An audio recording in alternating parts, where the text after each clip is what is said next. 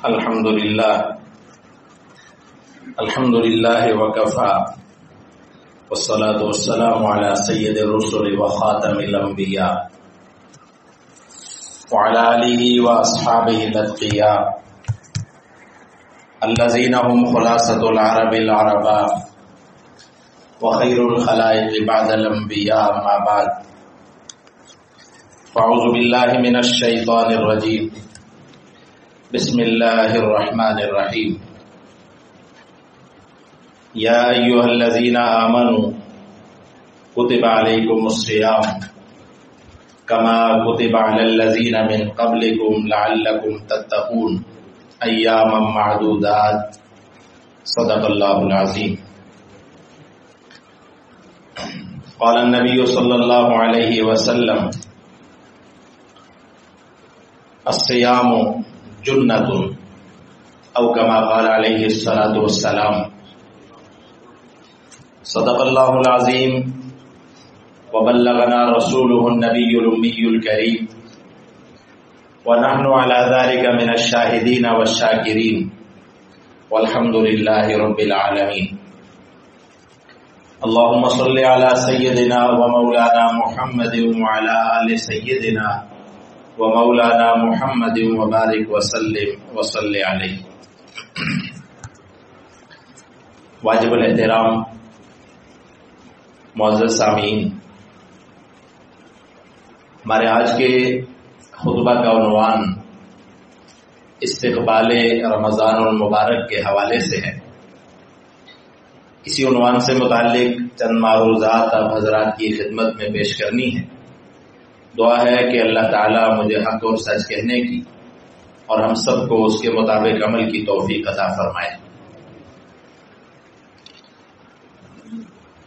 سال کے 12 مہینوں میں سے سب سے زیادہ عظمتوں والا، رحمتوں والا اور برکتوں والا مہینہ انشاءاللہ العزیز کل سے شروع ہوگا. سامعین محترم، ہر مسلمان ایمان والے کا یہ شوق ہوتا ہے، یہ چاہت ہوتی ہے کہ اللہ تعالیٰ اسے یہ ماہ مبارک نصیب کرے، اسے رمضان المبارک کی رحمتیں اور برکتیں سمیٹنے کا موقع ملے. اور یقیناً جس انسان کو یہ مہینہ نصیب ہوا اور پھر وہ اس مہینے کی رحمتیں اور برکتیں بھی سمیٹ سکا، اس سے مکمل طور پہ مستفید ہوا، تو وہ بہت ہی خوش قسمت انسان ہے. وہ اپنے نامہ اعمال میں بے پناہ نیکیوں کا اضافہ کرتا ہے اور اسے اس بات پہ یقیناً جنت حاصل ہوگی کہ اس نے رمضان المبارک کو پایا اور اس سے فائدہ اٹھایا. سامعین محترم، نبی کریم صلی اللہ علیہ وسلم خود بھی اور آپ اپنے اصحاب کو اس مہینے کی آمد سے پہلے ہی تیار ہونے کا درس دیتے.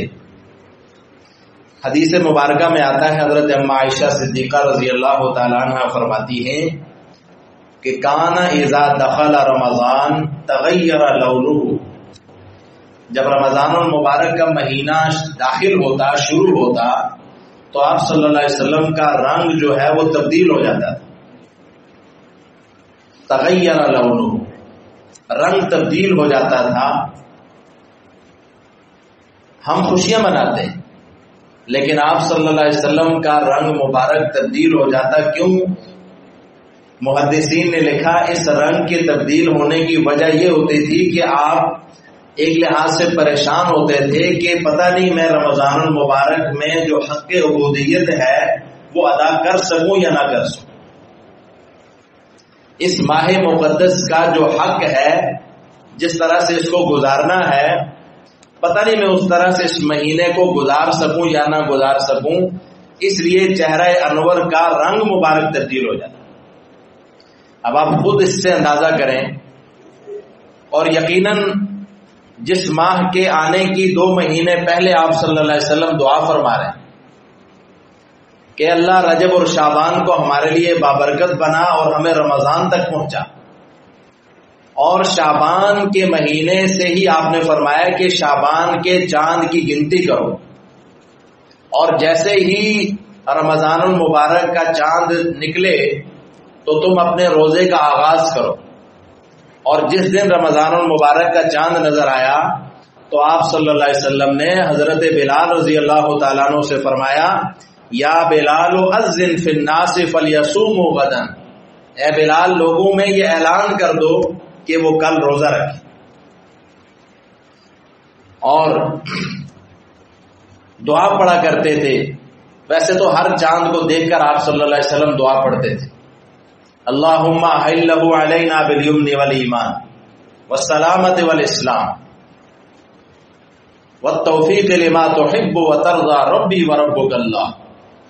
اور یہ دعا اتنی خوبصورت کہ اے اللہ اس مہینے کے چاند کو ہمارے لیے ایمان کی سلامتی کا باعث بنا، ہمارے اسلام کو، ہمارے ایمان کو سلامت رکھ، اور اللہ اس مہینے کو ایسا بنا کہ اس میں ہم تجھے راضی کر سکیں۔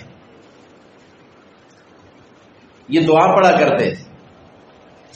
سامعین محترم، ہم سب جانتے ہیں کہ آپ صلی اللہ علیہ وسلم جب یہ مہینہ شروع ہوتا تو صحابہ کرام کو جمع فرماتے، اور ایک بڑا مشہور خطبہ ہے جو آپ صلی اللہ علیہ وسلم نے اس ماہ مقدس کے آغاز میں اصحاب رسول کے سامنے دیا۔ اس خطبے کے اگر ہم مندرجات کو دیکھیں تو اتنی باتیں ہیں عمل کرنے کی کہ یقیناً پھر انسان کو لگتا ہے کہ جب آپ صلی اللہ علیہ وسلم کا چہرہ اقدس کا رنگ تبدیل ہوتا تھا کہ پتہ نہیں میں اس میں حق عبودیت ادا کر سکوں یا نہ کر سکوں۔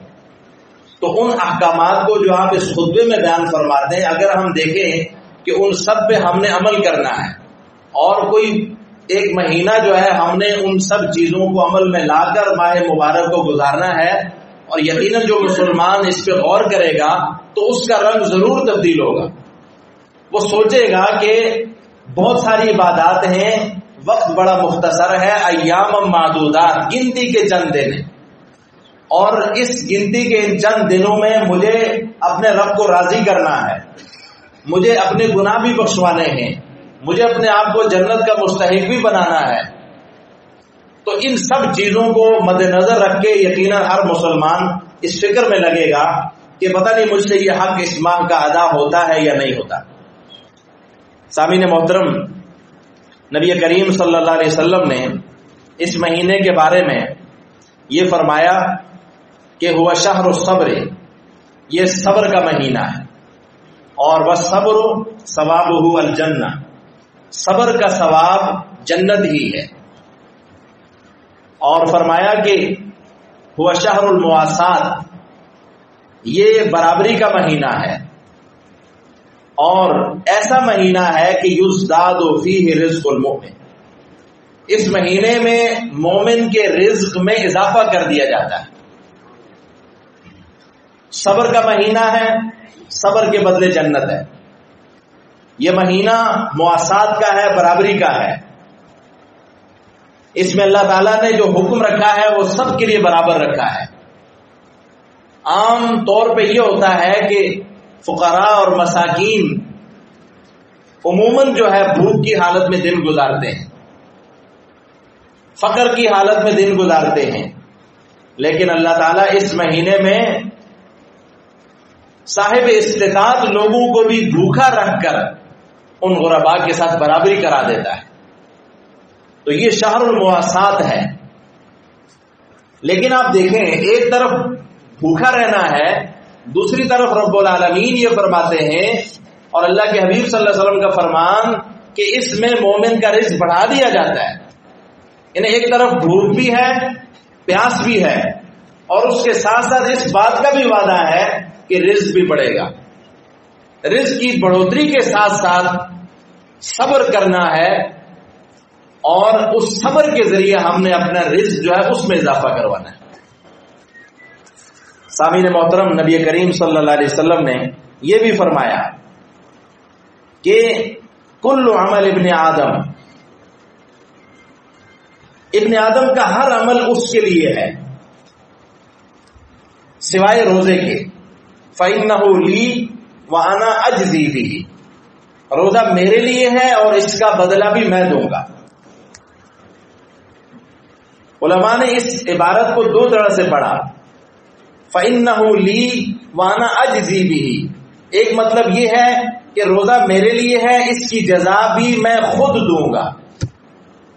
اور دوسرا معنی یہ کیا الصوم لی وَأَنَا أُجْزَى بِهِ، کہ روزہ میرے لیے ہے اور اس کا بدلہ میں خود ہوں. یعنی جو روزہ رکھے گا بدلے میں اسے میں مل جاؤں گا. انا اجزا بہ. اور فرمایا کہ الصیام جنۃ، یہ روزہ ایک ڈھال ہے. اور ڈھال کیا ہوتی ہے؟ جس سے آپ دشمن کے وار سے بچتے ہیں، اپنا دفاع کرتے ہیں. تو روزہ ایک ایسی چیز ہے جو جہنم کے مقابلے میں انسان کے لیے ایک ڈھال ہے. جو روزہ دار ہوگا وہ ضرور جنت کا مستحق ہوگا اور جہنم اس پہ حملہ آور نہیں ہو سکے. جہنم کا حملہ جو ہے وہ روزہ رکھ کر ناکام بنایا جا سکتا ہے. سامعین محترم، ہمارا روزہ جو شروع ہوتا ہے وہ سحری سے شروع ہوتا ہے اور افطاری پہ جا کے اس کا اختتام ہوتا ہے. ہم سب جانتے ہیں کہ ابتدائے اسلام میں پورا 24 گھنٹے کا روزہ تھا. مغرب سے شروع ہوتا تھا، مغرب پہ ختم ہوتا ہے. اللہ رب العالمین نے نرمی فرمائی، آسانی فرمائی. لہذا فرمایا کہ یرید اللہ بکم اليسر ولا یرید بکم العسر. اللہ تمہارے ساتھ آسانی کا معاملہ کرنا چاہتا ہے، تمہیں مشکل میں نہیں ڈالنا چاہتا. لہذا تم روزے کو سحری سے شروع کرو اور افطاری پہ ختم کرو. ویسے تو جب رمضان شروع ہوتا ہے تو سب سے پہلا عمل جو ہم رمضان کے حوالے سے کرتے ہیں وہ تراویح کا ہے. قیام اللیل سے اس کا آغاز کرتے ہیں. اس کے بعد ہم سحری کھاتے ہیں اور آگے پورے رمضان کی جو روٹین ہوتی ہے اس میں بھی تقریباً یہی عمل رہتا ہے. قیام اللیل پہ تو ہم بعد میں بات کریں گے، لیکن سحری جو ہے اس کے حوالے سے آپ صلی اللہ علیہ وسلم نے ارشاد فرمایا کہ تسحروا فإن فی السحور برکہ. سحری کھایا کرو، سحری کھانے میں برکت ہے. ایک حدیث میں ارشاد فرمایا السحور اکلہ برکتن فلا تدعوہ. سحری جو ہے اس کا کھانا برکت کا باعث ہے، لہذا اسے مت چھوڑو. فلا تدعوہ، اسے مت چھوڑو. لہذا علماء نے لکھا اگر کبھی ایسا موقع آئے کہ آپ پہلے سے کھانا کھا چکے ہیں، سحر ہیں اور سحری کا وقت ہے، آپ کا کھانے کا کچھ بھی دل نہیں کرتا، پھر بھی آپ 3 گھونٹ پانی پی لیں تو وہ سحری کھانے میں جو ہے وہ شمار ہوگا. فرمایا اس کو مت چھوڑو. ایک حدیث میں فرمایا فصل ما بین صیامنا و صیام اہل الکتاب اکلۃ السحر. ہمارے اور اہل کتاب کے روزوں میں فرق جو ہے وہ سحری کھانے کا ہے.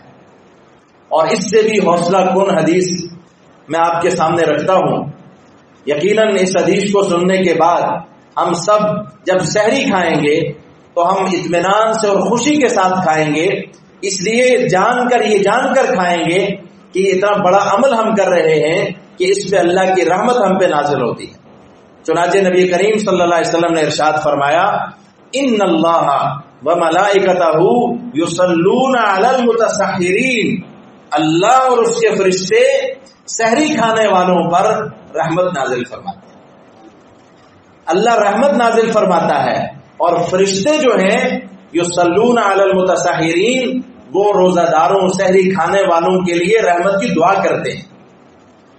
یہ لفظ صلاۃ جو ہے جیسے ہم پڑھتے ہیں ان اللہ وملائکتہ یصلون علی النبی، تو اللہ اور اس کے فرشتے نبی پاک صلی اللہ علیہ وسلم پہ درود پڑھتے ہیں. اس کا مطلب یہ نہیں ہے کہ اللہ درود پڑھتا ہے جیسے ہم پڑھتے ہیں اللہم صلی علی. اللہ کے درود پڑھنے کا مطلب یہ ہے کہ اللہ رحمتیں اتارتا رہتا ہے. یعنی صلاۃ کی نسبت جب اللہ کی طرف ہوتی ہے تو اس کا معنی ہوتا ہے رحمت، اور صلاۃ کی نسبت جب فرشتوں کی طرف ہوتی ہے فرشتے بھی درود پڑھتے ہیں، تو مطلب ہوتا ہے رحمت کی دعا کرتے ہیں.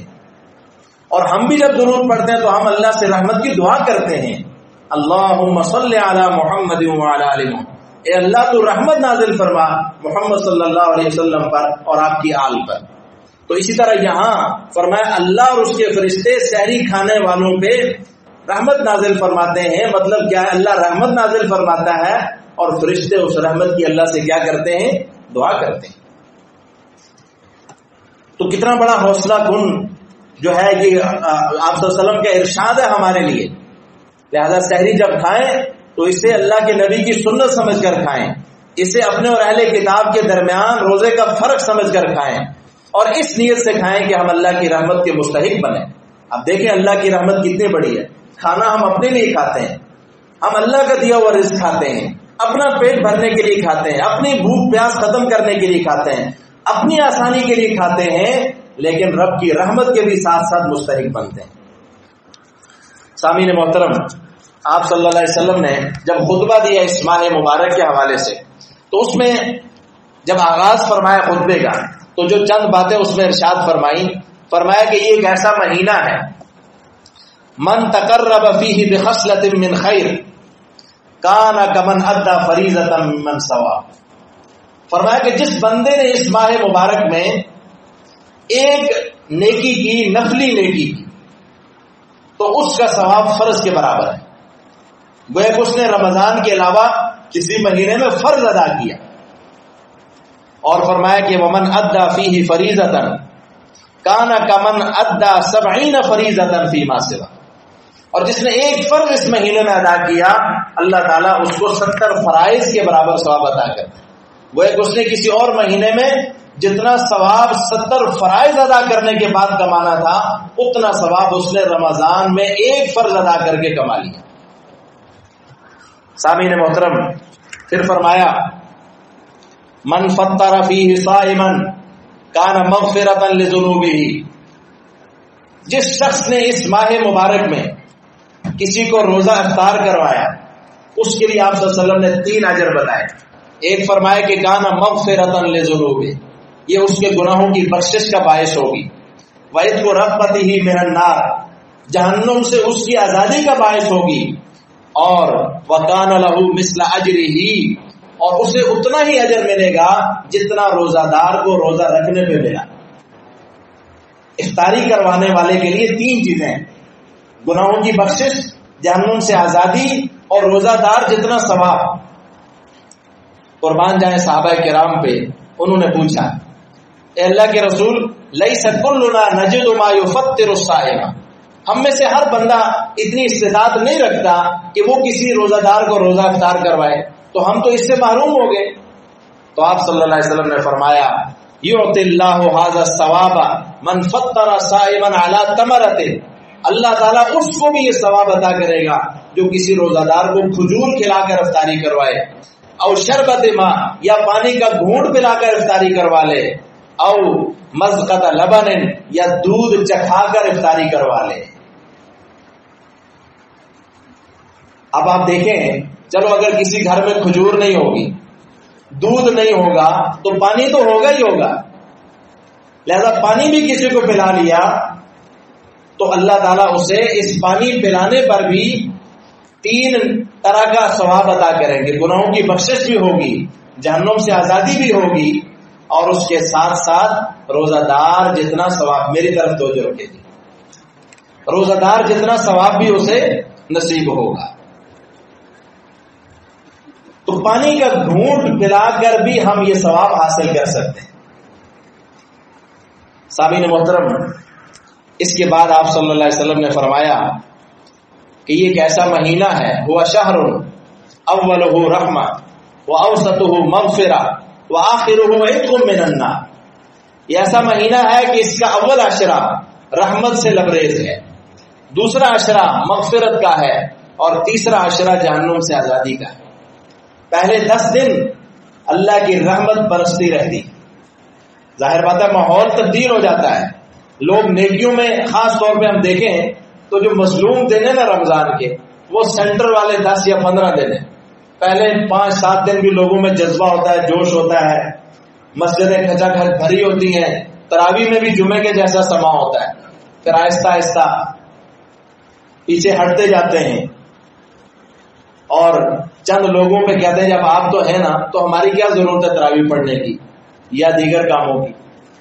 اچھا، اس کے بعد 10-15 دن انحطاط رہتا ہے، پھر قحط الرجال آ جاتا ہے مسجدوں میں، لیکن آخری دن جب آتے ہیں 27ویں کی تو پھر مسجدیں بھرنا شروع ہو جاتی ہیں، لیکن تعداد آخری عشرے میں زیادہ بڑھ جاتی ہے۔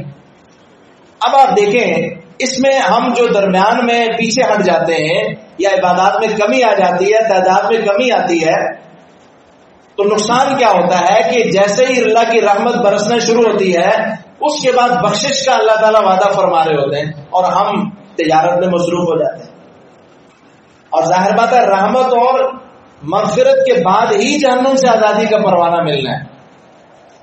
تو عرض کرنے کا مقصد یہ ہے کہ رمضان کے مہینے میں ہم اپنی عبادات میں تسلسل رکھیں، انقطاع نہ آئے جو ہے عبادات میں، گیپ نہ آئے بیچ میں، تہیہ کر لیں کہ 11 مہینے ہمارے اس پیج کے لیے ہیں، اس دنیا کے لیے ہیں، اور یہ جو 12واں مہینہ ہے جو رمضان کا مہینہ ہے یہ ہماری آخرت کے لیے ہے۔ ہم نے اس مہینے میں اپنے رب کو راضی کرنا ہے، ہم نے اس مہینے میں اپنے لیے بخشش کا پروانہ جو ہے وہ لے کے رہنا ہے۔ پرسوں درس میں بھی حدیث بیان ہوئی، آپ صلی اللہ علیہ وسلم تشریف لائے مسجد میں، تو ممبر پہ جب آپ بیٹھنے لگے تو پہلے سٹیپ پہ آپ نے قدم مبارک رکھا تو آمین کہا، دوسرے پہ قدم رکھا آمین کہا، تیسرے پہ قدم رکھا آمین کہا۔ اصحاب رسول نے پوچھا اللہ کہ اس سے پہلے کبھی ہم نے آپ کو اس طرح کا عمل کرتے نہیں دیکھا، کیا وجہ ہے کہ آج آپ نے آمین کہا؟ تو آپ نے فرمایا جبریل تشریف لائے تھے اور 3 باتیں انہوں نے کہیں، میں نے ان پہ آمین کہا ہے۔ ایک بات یہ تھی ہلاک ہو جائے وہ شخص جو رمضان المبارک کا مہینہ پائے اور اپنی بخشش نہ کروا سکے، میں نے کہا آمین۔ دوسری بات یہ ہلاک ہو جائے وہ شخص جو اپنے والدین کو حیات پائے لیکن ان کی خدمت کر کے جنت حاصل نہ کر سکے، میں نے کہا آمین۔ تیسری بات کہی کہ وہ شخص ہلاک ہو جائے جس کے سامنے میرا نام آئے اور وہ مجھ پہ درود نہ پڑے، میں نے کہا آمین۔ سب کہیں صلی اللہ علیہ وآلہ وسلم۔ اب رمضان کا مہینہ ہے اور اگر خدا نخواستہ ہم اس کی رحمتوں سے محروم رہے، اپنی بخشش نہیں کروا سکے تو ہماری ہلاکت یقینی۔ اللہ تعالیٰ ہمیں محفوظ فرمائے۔ سامعین محترم، پھر فرمایا آپ صلی اللہ علیہ وسلم نے کہ ایک ایسا مہینہ ہے کہ جس میں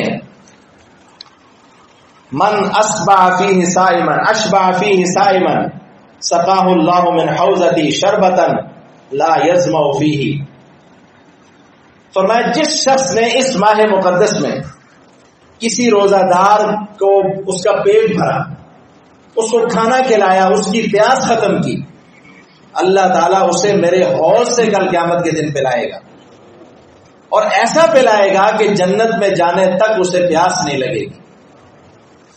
اور ایک حدیث میں آیا کہ روزہ داروں کے لیے اللہ تعالیٰ نے ایک خاص دروازہ رکھا ہے، جنت کے جو دروازے ان میں سے ایک دروازے کا نام ہے باب الریان، اور یہ ایسا دروازہ ہے کہ جنتی جو ہے روزہ دار جس سے داخل ہوگا، فرمایا کہ وہ جب اس دروازے سے داخل ہوگا تو داخل ہوتے ساتھ ہی اللہ تعالیٰ اس کی پیاس ختم فرمائے گا۔ اس لیے کہ روزہ دار کو سب سے زیادہ مشقت جس عمل پہ ہوتی ہے وہ پیاس کا عمل ہے، اسے برداشت کرنا مشکل ہوتا ہے، لہذا اللہ تعالیٰ نے اس کے لیے اس کے بدلے میں انتظام کر رکھا ہے۔ جو دنیا کی پیاس برداشت کر لے گا اس کو آخرت میں کبھی پیاس نہیں لگے گی، وہ آخرت میں ہمیشہ سیراب رہے گا۔ تو اگر ہم چاہتے ہیں کہ آخرت کی پیاس سے بچیں تو پھر اس دنیا کی پیاس کو برداشت کریں۔ ہمت انسان کرتا ہے، اللہ تعالیٰ ہمت دے دیتا ہے۔ کون سا کام ہے جو انسان اگر ہمت کرے تو کیا نہیں انسان کے بس میں؟ تو انسان اگر ہمت کرے، تہیہ کرے کہ میں نے روزہ رکھنا ہے، اللہ تعالیٰ اسے ضرور ہمت دیتے ہیں۔ ہاں جب ہمت ہار جائے تو پھر اللہ تعالیٰ نے اس کے لیے گنجائش بھی رکھی ہے، لیکن ہم ہمت تو کریں نا۔ ہم مشقت برداشت نہیں کرنا چاہتے اور جنت کے لیے ہم امیدیں لگا کے بیٹھے ہوتے ہیں۔ سامعین محترم، آپ صلی اللہ علیہ وسلم نے یہ بھی فرمایا کہ من خفف عن مملوکہ غفر اللہ وعتقہ من النار. اس ماہ مقدس میں جس طرح رب العالمین اپنے بندوں پہ نرمی فرماتا ہے، آپ صلی اللہ علیہ وسلم فرمایا جس نے اس مہینے میں اپنے ماتحتوں کے ساتھ نرمی والا معاملہ کیا، اس کو بھی اللہ تعالیٰ اس کے گناہ بھی معاف فرمائے گا اور اسے بھی جہنم سے آزادی عطا کرے.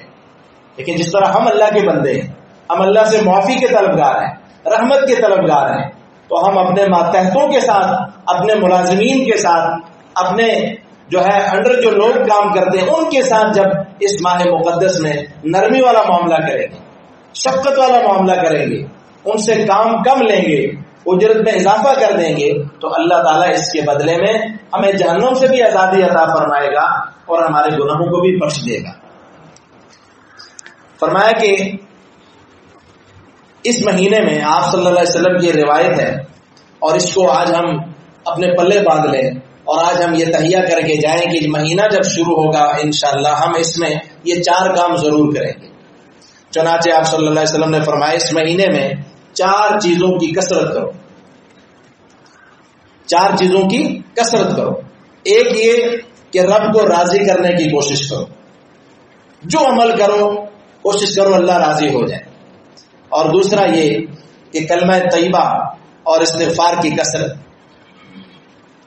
کلمہ طیبہ کا ورد کرو اور استغفار، اللہ تعالیٰ سے بار بار اپنے گناہوں کی بخشش مانگو. ایک تسبیح اگر 100 مرتبہ انسان پڑھے استغفر اللہ ربی من کل ذنب واتوب الیہ، نہیں ہے زیادہ وقت تو استغفر اللہ ہی پڑھ لیں تو کتنا وقت لگتا ہے؟ اگر ہم صبح و شام 100 دفعہ پڑھ لیں اور یہ رمضان المبارک کا پورا ایک معمول بنا لیں، 100 دفعہ ہم پڑھیں 30 دنوں میں تو کتنی دفعہ استغفار ہو جاتا ہے؟ ہم کسی سے اگر ہم سے کوئی 3 مرتبہ مانگے تو ہمارا دل نرم ہو جاتا ہے. ہم کہتے ہیں یار دے دو اسے جتنا بھی ہے جو بھی ہے دے دو. اگر ہم 600 مرتبہ رب العالمین سے استغفار مانگیں گے تو کیا اللہ ہمیں معاف نہیں کرے گا؟ کیا اللہ ہماری بخشش نہیں فرمائے گا؟ رب العالمین نے تو اعلان فرمایا ہے وَإِنِّي لَغَفَّارٌ لِمَن تَابَ وَآمَنَ وَعَمِلَ صَالِحًا، میں تو غفار ہوں اس شخص کے لیے جو توبہ کرے اور پھر اعمال صالحہ بھی ساتھ شروع کر دے.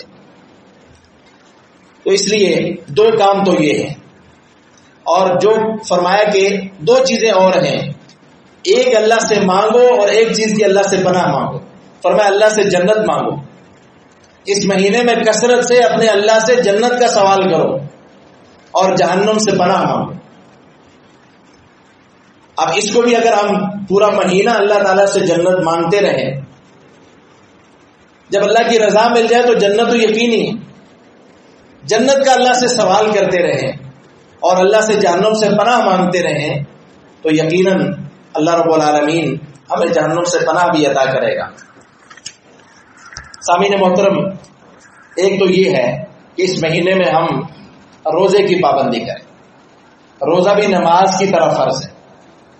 نماز جس طرح ہم پابندی سے پڑھتے ہیں نا، تو بعض دفعہ روزے میں ہم غفلت کا مظاہرہ کرتے ہیں. روزہ بھی صاحب استطاعت آدمی پہ، جو روزہ رکھنے کی طاقت رکھتا ہے، وہ بیمار نہیں ہے، کمزور نہیں ہے، بوڑھا ہونا کوئی عذر نہیں ہے، مزدور ہونا کوئی عذر نہیں ہے، کوئی عذر اللہ تعالیٰ کے ہاں نہیں ہے. جو اس مہینے میں موجود ہے اور کوئی عذر اس کا نہیں ہے تو اس نے روزہ رکھنا ہے. لہذا اللہ تعالیٰ ارشاد فرماتے ہیں کہ کتب علیکم الصیام، تم پہ یہ روزے فرض کر دیے گئے، یہ کوئی نفلی عبادت نہیں. اور صرف تم پہ نہیں، کما کتب علی الذین من قبلکم، تم سے پہلی امتوں پہ بھی یہ روزے فرض تھے، تم پہ بھی فرض ہیں. لہذا روزے رکھنا، قیام کا اہتمام کرنا، تراویح کا اہتمام کرنا. آپ صلی اللہ علیہ وسلم نے فرمایا من صام رمضان ایمانا واحتسابا غفر له ما تقدم من ذنبه. اچھا، ایک حدیث میں 3 عملوں کا ذکر ہے، رمضان کا، قیام کا اور قیام لیلۃ القدر کا، اور تینوں اعمال پہ ایک طرح کا اجر بتایا گیا کہ جو بندہ ایمان و احتساب کے ساتھ روزہ رکھے، ایمان و احتساب کے ساتھ قیام کرے، ایمان و احتساب کے ساتھ لیلۃ القدر گزارے، اللہ تعالیٰ وعدہ فرماتے کہ اس کے سارے پہلے گناہ اللہ تعالیٰ معاف فرما دے. لہذا تراویح کو، قیام اللیل کو ہلکا عمل نہ سمجھیں، نفل عبادت ہے ضرور، لیکن اس کا ثواب اللہ نے روزے اور لیلۃ القدر کے برابر بیان کیا ہے۔ اس لیے اس میں اور صدقہ خیرات کی کثرت کریں، اللہ کے بندوں پہ خرچ کریں، جتنی اللہ نے توفیق دی اس سے بڑھ کے خرچ کریں، زکوٰۃ ادا کریں، اور اس کے ساتھ ساتھ جو ہے اللہ تعالیٰ سے اپنے گناہوں کی بخشش مانگتے رہیں۔ اللہ تعالیٰ سے دعا ہے اللہ تعالیٰ ہمیں اس ماہ مبارک کے قدر کرنے کی توفیق عطا فرمائے، اللہ اس ماہ مقدس کو ہماری بخشش کا ذریعہ بنائے، اللہ ہمیں اپنی رحمتوں سے نوازے۔ وما علینا الا البلاغ المبین۔